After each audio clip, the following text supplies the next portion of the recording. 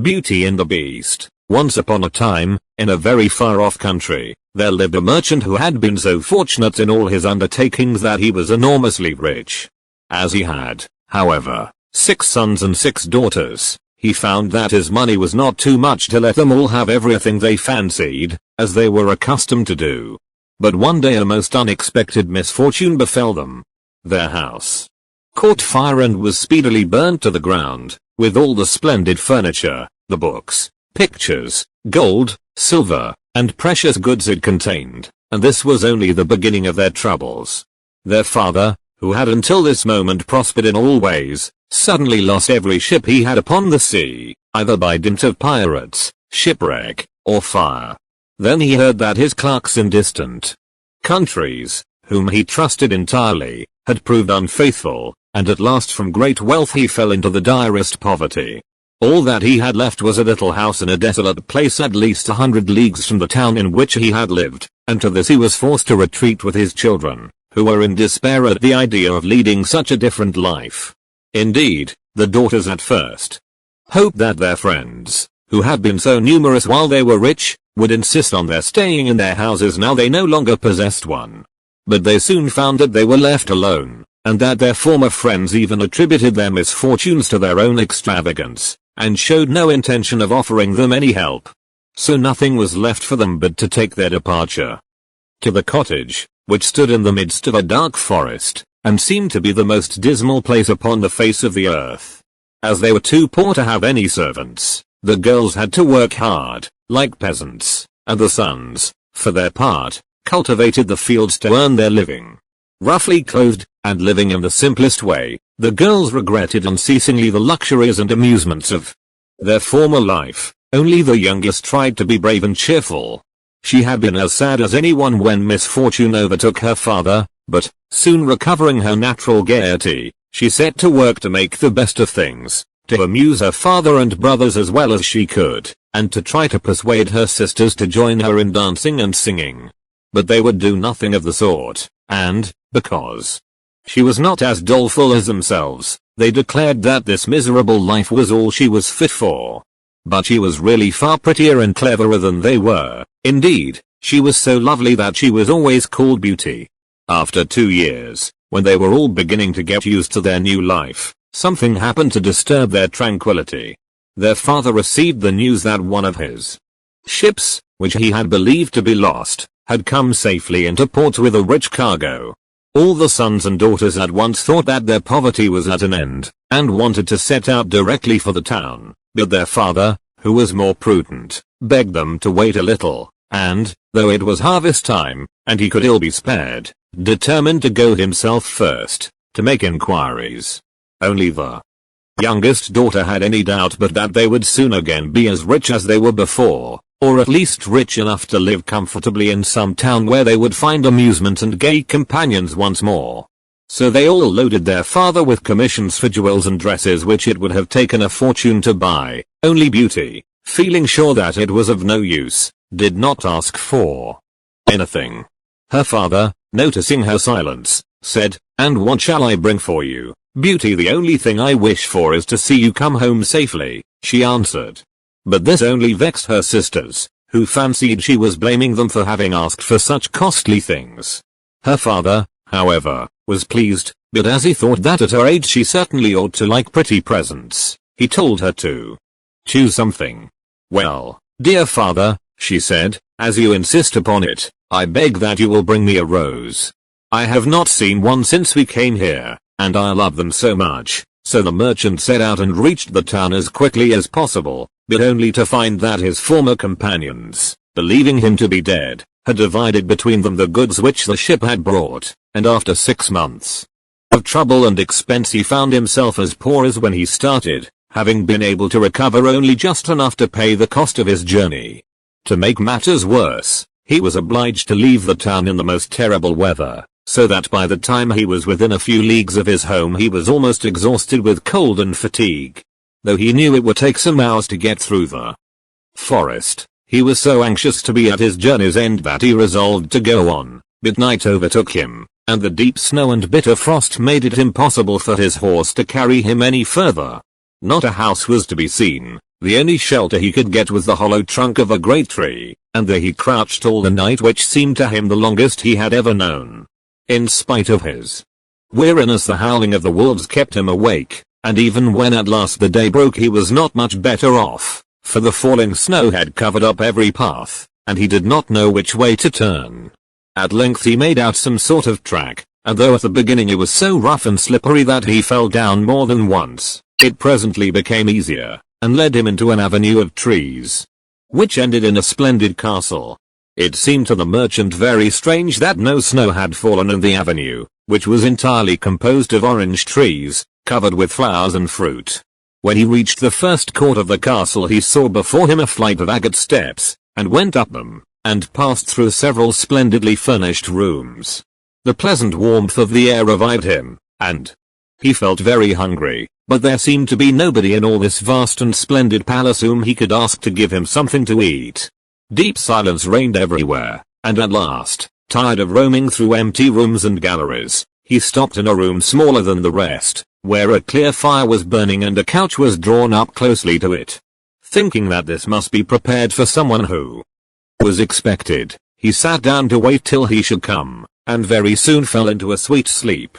When his extreme hunger wakened him after several hours, he was still alone, but a little table, upon which was a good dinner, had been drawn up close to him, and, as he had eaten nothing for 24 hours, he lost no time in beginning his meal, hoping that he might soon have an opportunity of thanking his considerate entertainer, whoever it might be. But no one appeared, and even after another long sleep, from which he awoke completely refreshed, there was no sign of anybody, though a fresh meal of dainty cakes and fruit was prepared upon the little table at his elbow. Being naturally timid, the silence began to terrify him, and he resolved to search once more through all the rooms. But it was of no use. Not even a servant was to be seen, there was no sign of life in the palace. He began to wonder what he should do, and to amuse himself by pretending that all the treasures he saw were his own, and considering how he would divide them among his children. Then he went down into the garden, and though it was winter everywhere else, here the sun shone, and the birds sang, and the flowers bloomed, and the air was soft and sweet. The merchant, in ecstasies with all he saw and heard, said to himself, "All this must be meant for me. I will go this minute and bring my children to share all these delights." In spite of being so cold and weary when he reached the castle, he had taken his horse to the stable and fed it. Now he thought he would saddle it for his homeward journey. And he turned down the path which led to the stable. This path had a hedge of roses on each side of it, and the merchant thought he had never seen or smelt such exquisite flowers. They reminded him of his promise to Beauty, and he stopped and had just gathered one to take to her when he was startled by a strange noise behind him. Turning round, he saw a frightful beast, which seemed to be very angry, and said, in a terrible voice, "Who told you that you might gather my roses? Was it not enough that I allowed you to be in my palace and was kind to you? This is the way you show your gratitude, by stealing my flowers. But your insolence shall not go unpunished." The merchant, terrified by these furious words, dropped the fatal rose, and, throwing himself on his knees, cried, "Pardon me, noble sir. I am truly grateful to you for your hospitality, which was so magnificent that I could not imagine that you would be offended by my taking such a little thing as a rose." But the beast's anger was not lessened by this speech. "You are very ready with excuses and flattery," he cried, "but that will not save you from the death you deserve." "Alas," thought the merchant, "if my daughter could only know what danger her rose has brought me into." And in despair he began to tell the beast all his misfortunes, and the reason of his journey, not forgetting to mention Beauty's request. "A king's ransom would hardly have procured all that my other daughters asked," he said, "but I thought that I might at least take Beauty her rose. I beg you to forgive me, for you see I meant no harm."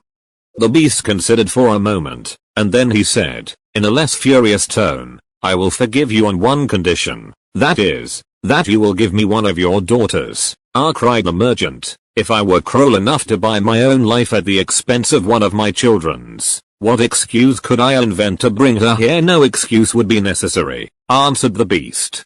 "If she comes at all, she must come willingly. On no other condition will I have her. See if any one of them is courageous enough, and loves you well enough to come and save your life. You seem to be an honest man, so I will trust you to go home.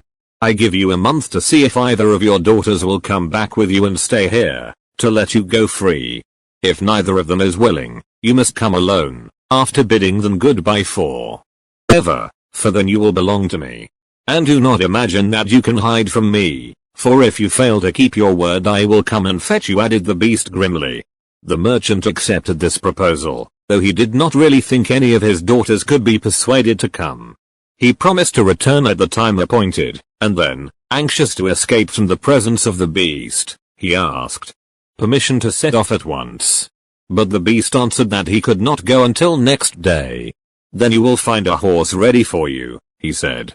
Now go and eat your supper, and await my orders. The poor merchant, more dead than alive, went back to his room, where the most delicious supper was already served on the little table which was drawn up before a blazing fire. But he was too terrified to eat, and only tasted a few of the dishes, for fear the beast should be angry if he did not obey his orders. When he had finished he heard a great noise in the next room, which he knew meant that the beast was coming. As he could do nothing to escape his visit, the only thing that remained was to seem as little afraid as possible, so when the beast appeared and asked roughly if he had supped well, the merchant answered humbly that he had, thanks to his host's kindness. Then the beast warned him to remember their agreement, and to prepare his daughter exactly for what she had to expect. Do not get up tomorrow, he added, until you see the sun and hear a golden bell ring. Then you will find your breakfast waiting for you here, and the horse you are to ride will be ready in the courtyard. He will also bring you back again when you come with your daughter a month hence. Farewell. Take a rose to Beauty, and remember your promise. The merchant was only too glad when the beast went away, and though he could not sleep for sadness, he lay down until the sun rose. Then, after a hasty breakfast, he went to gather Beauty's rose, and mounted his horse, which carried him off so swiftly that in an instant he had lost sight of the palace, and he was still wrapped in gloomy thoughts when it stopped before the door of the cottage. His sons and daughters, who had been very uneasy at his long absence, rushed to meet him, eager to know the result of his journey, which, seeing him mounted upon a splendid horse and wrapped in a rich mantle, they supposed to be favorable. He hid the truth from them at first, only saying sadly to Beauty as he gave her the rose, "Here is what you asked me to bring you, you little know what it has cost." But this excited their curiosity so greatly that presently he told them his adventures from beginning to end, and then they were all very unhappy. The girls lamented loudly over their lost hopes, and the sons declared that their father should not return to this terrible castle, and began to make plans for killing the beast if it should come to fetch him. But he reminded them that he had promised to go back. Then the girls were very angry with Beauty, and said it was all her fault, and that if she had asked for something sensible this would never have happened, and complained bitterly that they should have to suffer for her folly. Poor Beauty, much distressed, said to them, "I have, indeed, caused this misfortune, but I assure you I did it innocently. Who could have guessed that to ask for a rose in the middle of summer would cause so much misery? But as I did the mischief it is only just that I should suffer for it. I will therefore go back with my father to keep his promise." At first nobody would hear of this arrangement, and her father and brothers, who loved her dearly, declared that nothing should make them let her go, but Beauty was firm. As the time drew near she divided all her little possessions between her sisters, and said goodbye to everything she loved, and when the fatal day came she encouraged and cheered her father as they mounted together the horse which had brought him back. It seemed to fly rather than gallop, but so smoothly that Beauty was not frightened. Indeed, she would have enjoyed the journey if she had not feared what might happen to her at the end of it. Her father still tried to persuade her to go back, but in vain.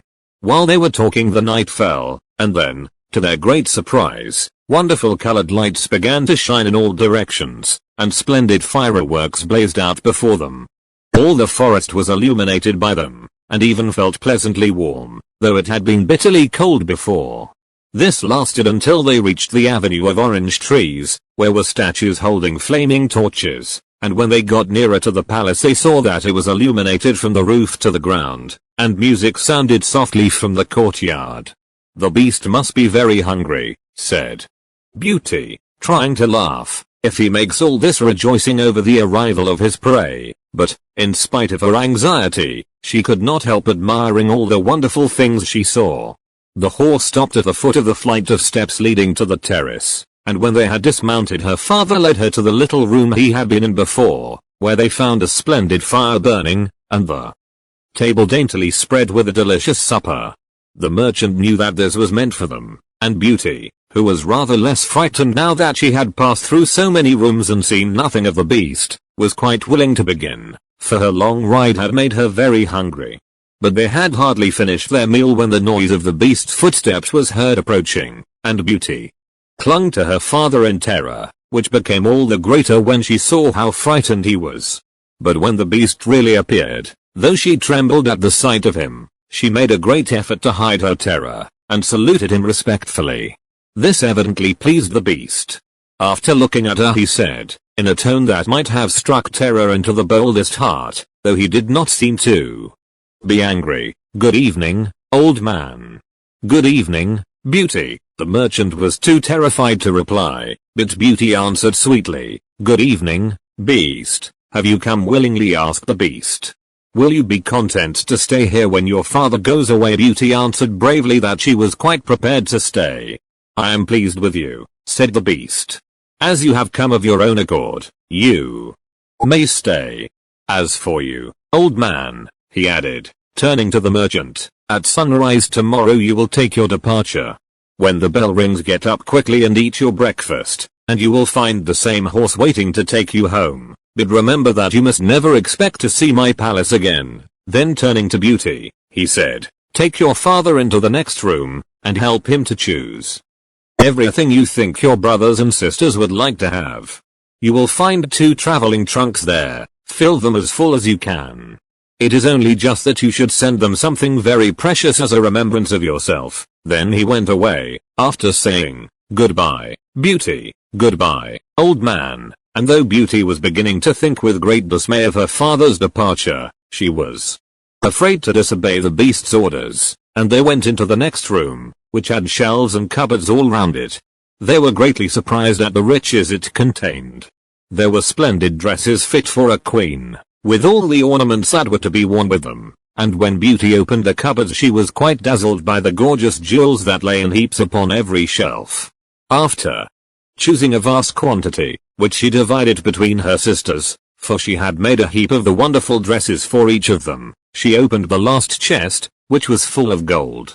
"I think, father," she said, "that, as the gold will be more useful to you, we had better take out the other things again, and fill the trunks with it." So they did this, but the more they put in the more room there seemed to be, and at last they put back all the jewels and dresses they had taken out, and Beauty even added as many more of the jewels as she could carry at once, and then the trunks were not too full, but they were so heavy that an elephant could not have carried them. "The beast was mocking us," cried the merchant. "He must have pretended to give us all these things, knowing that I could not carry them away." "Let us wait and see," answered Beauty. "I cannot believe that he meant to deceive us. All we can do is to fasten them up and leave them ready." So they did this and returned to the little room, where, to their astonishment, they found breakfast ready. The merchant ate his with a good appetite, as the beast's generosity made him believe that he might perhaps venture to come back soon and see Beauty. But she felt sure that her father was leaving her forever, so she was very sad when the bell rang sharply for the second time, and warned them that the time had come for them to part.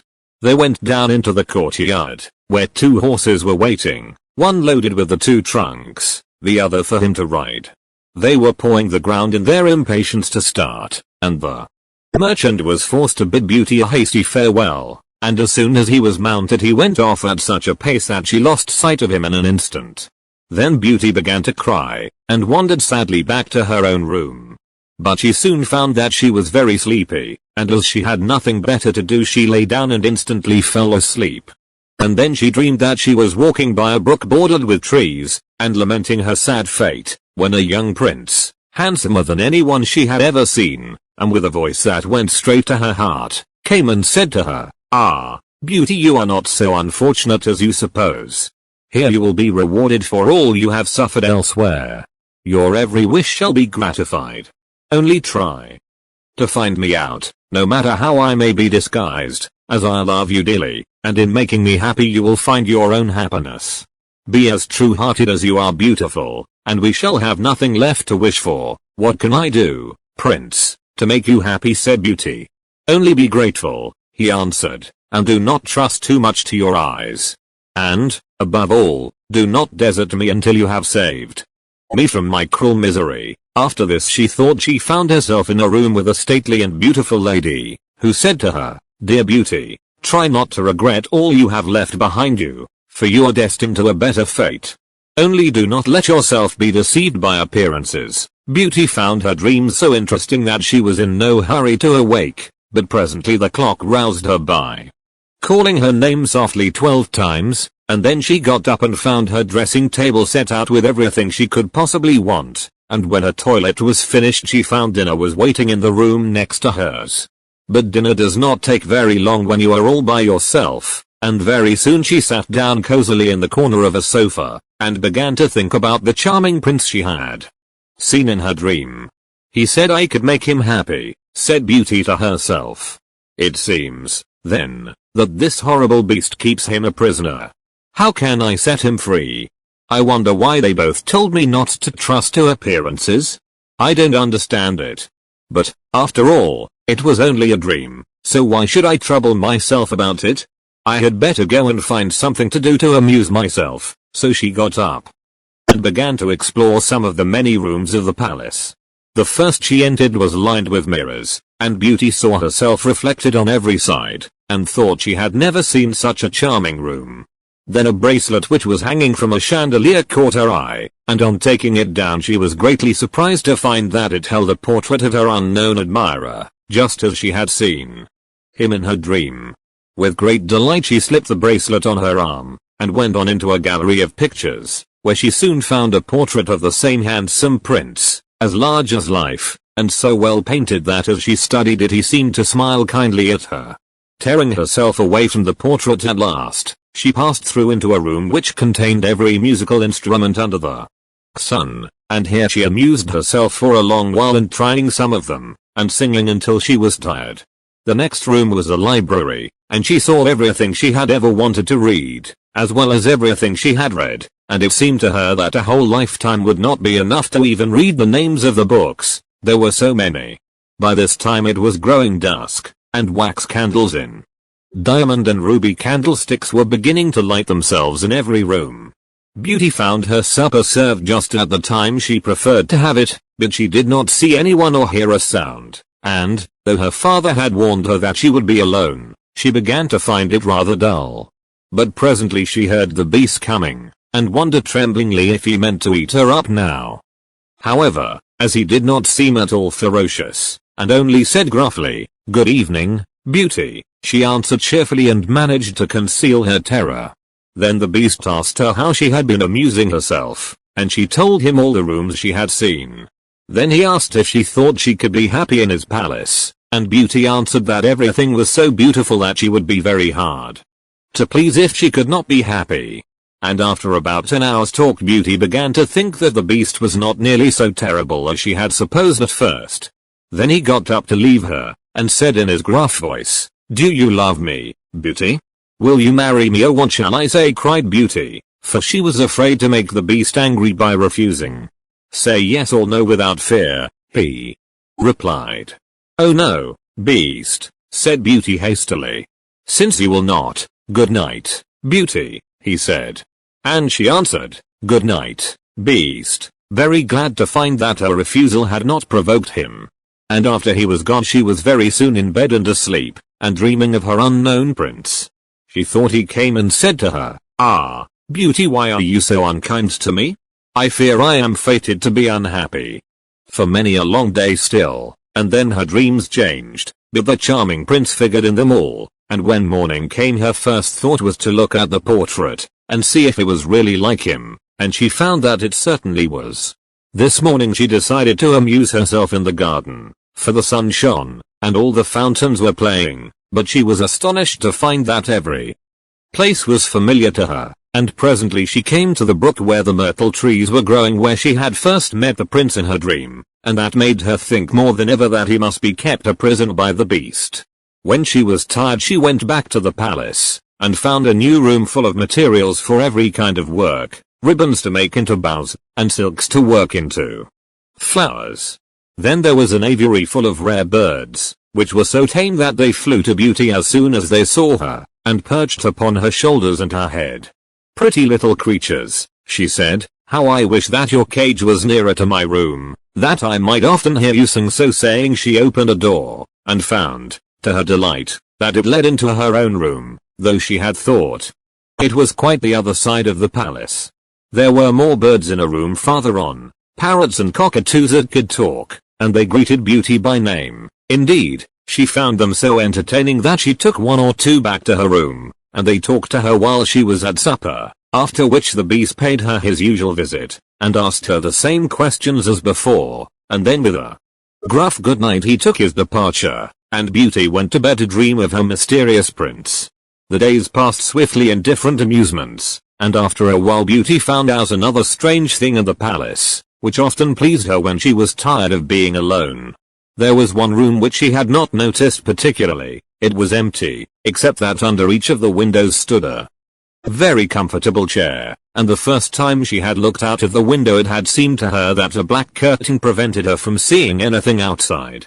But the second time she went into the room, happening to be tired, she sat down in one of the chairs, when instantly the curtain was rolled aside, and a most amusing pantomime was acted before her. There were dances, and colored lights, and music, and pretty dresses, and it was all so gay that Beauty was in ecstasies.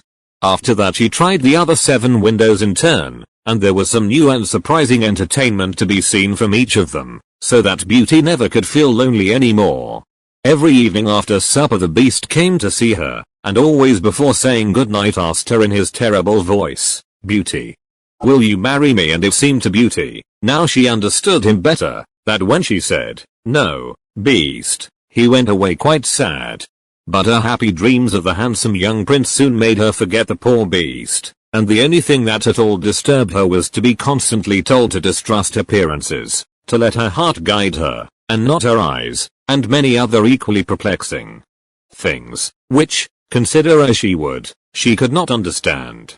So everything went on for a long time, until at last, happy as she was, Beauty began to long for the sight of her father and her brothers and sisters, and one night, seeing her look very sad, the beast asked her what was the matter. Beauty had quite ceased to be afraid of him. Now she knew that he was really gentle in spite of his ferocious looks and his dreadful voice. So she answered that she was longing to see her home once more. Upon hearing this the beast seemed sadly distressed, and cried miserably, "Ah, Beauty, have you the heart to desert an unhappy beast like this? What more do you want to make you happy? Is it because you hate me that you want to escape?" "No, dear beast," answered Beauty softly, "I do not hate you, and I should be very sorry never to see you anymore, but I long to see my father again. Only let me go for 2 months, and I promise to come back to you and stay for the rest of my life." The beast, who had been sighing dolefully while she spoke, now replied, "I cannot refuse you anything you ask, even though it should cost me my life. Take the 4 boxes you will find in the room next to your own, and fill them with everything you wish to take with you.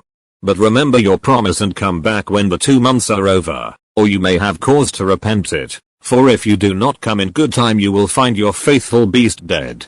You will not need any chariot to bring you back. Only say goodbye to all your brothers and sisters the night before you come away, and when you have gone to bed turn this ring round upon your finger and say firmly, 'I wish to go back to my palace and see my beast again. Good night, Beauty. Fear nothing, sleep peacefully, and before long you shall see your father once more.'" As soon as Beauty was alone she hastened to fill the boxes with all the rare and precious things she saw about her, and only when she was tired of heaping things into them did they seem to be full. Then she went to bed, but could hardly sleep for joy. And when at last she did begin to dream of her beloved prince she was grieved to see him stretched upon a grassy bank, sad and weary, and hardly like himself. "What is the matter?" she cried. He looked at her reproachfully, and said, How can you ask me, cruel one? Are you not leaving me to my death? Perhaps don't be so sorrowful, cried Beauty. I am only going to assure my father that I am safe and happy. I have promised the beast faithfully that I will come back, and he would die of grief if I did not keep my word. What would that matter to you? Said the prince. Surely you would not care. Indeed, I should be ungrateful if I did not care for such a kind beast, cried Beauty indignantly. I would die to save him from pain. Capital I assure you it is not his fault that he is so ugly. Just then a strange sound woke her. Someone was speaking not very far away, and opening her eyes she found herself in a room she had never seen before, which was certainly not nearly so splendid as those she was used to in the beast's palace. Where could she be? She got up and dressed hastily, and then saw that the boxes she had packed the night before were all in the room. While she was wondering by what magic the beast had transported them and herself to this strange place, she suddenly heard her father's voice, and rushed out and greeted him joyfully. Her brothers and sisters were all astonished at her appearance, as they had never expected to see her again, and there was no end to the questions they asked her. She had also much to hear about what had happened to them while she was away, and of her father's journey home. But when they heard that she had only come to be with them for a short time, and then must go back to the beast's palace forever, they lamented loudly. Then Beauty asked her father what he thought could be the meaning of her strange dreams, and why the prince constantly begged her not to trust to appearances. After much consideration, he answered, "You tell me yourself that the beast, frightful as he is, loves you dearly, and deserves your love and gratitude for his gentleness and kindness. I think the prince must mean you to understand that you ought to reward him by doing as he wishes you to." In spite of his ugliness, Beauty could not help seeing that this seemed very probable. Still, when she thought of her dear prince who was so handsome, she did not feel at all inclined to marry the beast. At any rate, for 2 months she need not decide, but could enjoy herself with her sisters. But though they were rich now, and lived in town again, and had plenty of acquaintances, Beauty found that nothing amused her very much, and she often thought of the palace, where she was so happy, especially as at home she never once dreamed of her dear prince, and she felt quite sad without him. Then her sisters seemed to have got quite used to being without her, and even found her rather in the way, so she would not have been sorry when the 2 months were over but for her father and brothers, who begged her to stay, and seemed so grieved at the thought of her departure that she had not the courage to say goodbye to them. Every day when she got up she meant to say it at night, and when night came she put it off again, until at last she had a dismal dream which helped her to make up her mind. She thought she was wandering in a lonely path in the palace gardens, when she heard groans which seemed to come from some bushes hiding the entrance of a cave, and running quickly to see what could be the matter, she found the beast stretched out upon his side, apparently dying. He reproached her faintly with being the cause of his distress, and at the same moment a stately lady appeared, and said very gravely, "Ah, Beauty, you are only just in time to save his life. See what happens when people do not keep their promises. If you had delayed 1 day more, you would have found him dead." Beauty was so terrified by this dream that the next morning she announced her intention of going back at once, and that very night she said goodbye to her father and all her brothers and sisters, and as soon as she was in bed she turned her ring round upon her finger, and said firmly, "I wish to go back to my palace and see my beast again," as she had been told to do. Then she fell asleep instantly, and only woke up to hear the clock saying "Beauty, Beauty" 12 times in its musical voice, which told her at once that she was really in the palace once more. Everything was just as before, and her birds were so glad to see her. But Beauty thought she had never known such a long day, for she was so anxious to see the beast again that she felt as if supper time would never come. But when it did come, and no beast appeared, she was really frightened, so, after listening and waiting for a long time, she ran down into the garden to search for him. Up and down the paths and avenues ran poor Beauty, calling him in vain, for no one answered, and not a trace of him could she find, until at last, quite tired, she stopped for a minute's rest, and saw that she was standing opposite the shady path she had seen in her dream. She rushed down it, and, sure enough, there was the cave, and in it lay the beast, asleep, as Beauty thought. Quite glad to have found him, she ran up and stroked his head, but, To her horror, he did not move or open his eyes. "Oh, he is dead, and it is all my fault," said Beauty, crying bitterly.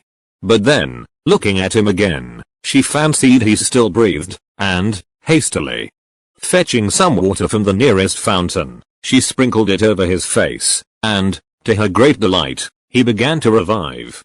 "Oh, Beast, how you frightened me," she cried. "I never knew how much I loved you until just now, when I feared I was too late to save your life. Can you really love such an ugly creature as I am?" said the Beast faintly. "Ah, Beauty, you only came just in time. I was dying because I thought you had forgotten your promise. But go back now and rest, I shall see you again by and by." Beauty, who had half expected that he would be angry with her, was reassured by his gentle voice, and went back to the palace, where supper was awaiting her, and afterward the Beast came in as usual, and talked about the time she had spent with her father, asking if she had enjoyed herself, and if they had all been very glad to see her. Beauty answered politely, and quite enjoyed telling him all that had happened to her. And when at last the time came for him to go, and he asked, as he had so often asked before, "Beauty, will you marry me?" she answered softly, "Yes, dear Beast." As she spoke, a blaze of light sprang up before the windows of the palace, fireworks crackled and guns banged, and across the avenue of orange trees, in letters all made of fireflies, was written, "Long live the prince and his bride." Turning to ask the Beast what it could all mean, Beauty found that he had disappeared, and in his place stood her long-loved prince. At the same moment the wheels of a chariot were heard upon the terrace, and two ladies entered the room. One of them Beauty recognized as the stately lady she had seen in her dreams. The other was also so grand and queenly that Beauty hardly knew which to greet first. But the one she already knew said to her companion, "Well, Queen, this is Beauty, who has had the courage to rescue your son from the terrible enchantment. They love one another, and only your consent to their marriage is wanting to make them perfectly happy." "I consent with all my heart," cried the Queen.